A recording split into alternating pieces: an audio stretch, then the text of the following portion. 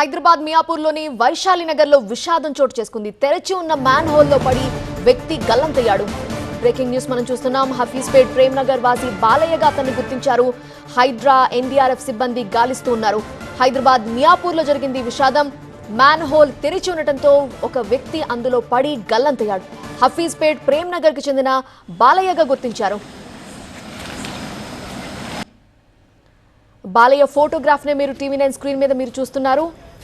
ఈరోజు భారీ వర్షం కురిసింది. ఎక్కడ చూసినా కూడా మ్యాన్ హోల్ తెరిచి ఉండటంతో అందులో పడి వ్యక్తి గల్లంతయ్యాడు. ప్రస్తుతం హైడ్రా ఎన్డీఆర్ఎఫ్ సిబ్బంది గాలిస్తున్నారు.